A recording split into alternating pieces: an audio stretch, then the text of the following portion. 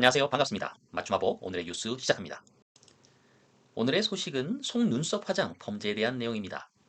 화려하게 치솟은 속눈썹 화장은 눈을 더 크고 빛나게 보이도록 하는 아이 메이크업 기술 중에 하나이죠. 특히 이러한 화장법은 일상적인 메이크업에서 특별한 날까지 다양한 상황에서 활용되고 있는데요. 젊은 여성을 비롯하여 여성들의 눈썹 화장에 대한 관심이 급격히 폭발하면서 속눈썹 화장 제품과 그 기구들이 인기를 끌고 있습니다.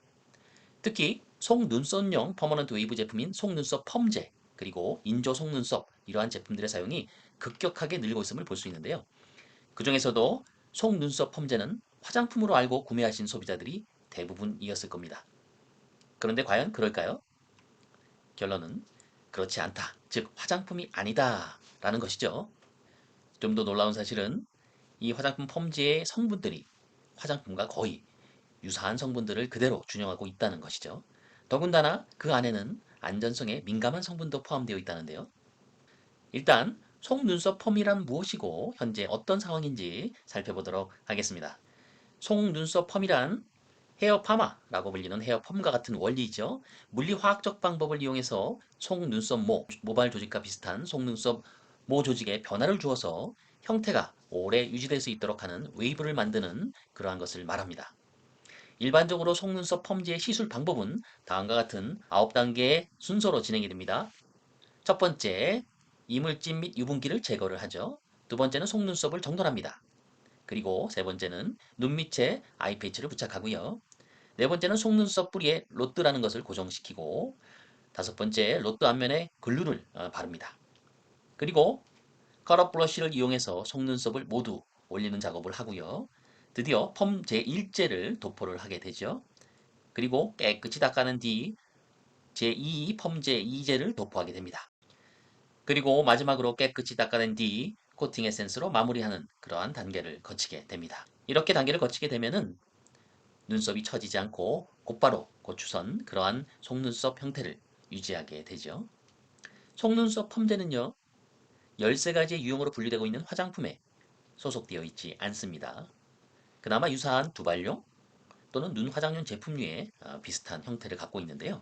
그렇다면 도대체 이 속눈썹 펌제는 어디에 포함되어 있을까요? 생활화학 제품? 그건 역시 아니죠. 결론적으로는 화장품도 아니고 생활화학 제품에도 소속되어 있지 않은 그런 사각지대에 있는 제품이다라는 사실입니다. 그렇다면 거기에 사용된 성분들이나 표기, 이러한 법적인 규제는 어디에서도 적용되고 있지 않다는 거죠. 그렇기 때문에 현재 이 속눈썹 펌제를 만드는 회사에서는요, 대부분 화장품을 준용해서 그 내용들을 적고 있는 것으로 그렇게 파악되고 있습니다. 속눈썹 펌제 주요 성분을 살펴보면 에탄올 아민 치오글라이클레이트라는 것을 볼 수가 있는데요. 이 에탄올 아민 치오글라이클레이트는 화장품으로 보면 치오글라이콜릭 액시드 및 그 염료에 해당하는 성분으로 화장품에서는 헤어 제품이나 제모제, 연모제에만 사용을 허용하고 있습니다.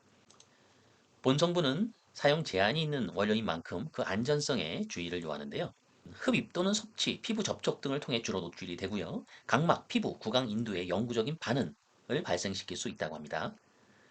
반응이란 것은 외상이 치유된 후에 그 자리에 피부 위에 남아있는 변성 부분을 의미하죠. 또한 고농도의 지오글라이콜릭 애시드가 눈에 닿아 한두 시간 안에 한쪽 눈의 각막이 혼탁해진 사례도 보고된 바가 있다고 합니다. 이러한 성분들이 포함되어 있는 속눈썹 펌제에 있는 시장 제품들을 한국소비자원에서 분석한 사례가 있습니다. 총 17개 제품군들을 조사를 했는데요. 여기에 포함된 치오글라이콜릭 액시드 함량이 대략 다음과 같습니다.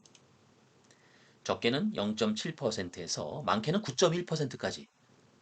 그렇다면 도대체 이러한 함량은 인체에 유해한지 무해한지 문제가 없는지 궁금하죠?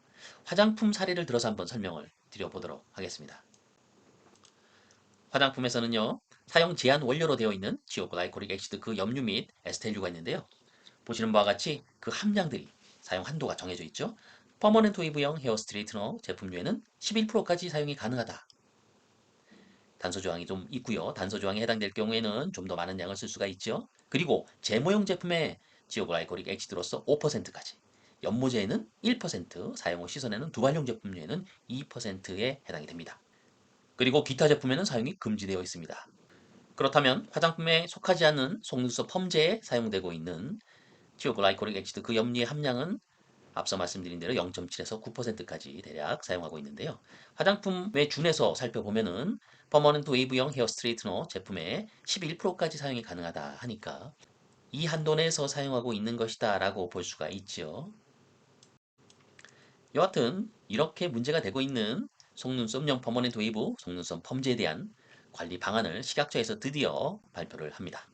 식약처는요, 본 제품을 화장품으로 관리하기 위해서 이제 법 규제 내용들을 바꿔야 되겠죠. 화장법 시행규칙, 또 화장품 사용할 때 주의사항 및 알레르기 유발 성분 표시에 관한 규정 등 관련 법령 개정을 언제부터요? 2023년 하반기부터 추진할 계획이다라고 드디어 언급을 하였습니다. 늦었지만 다행인 그런 관리 방안인데요.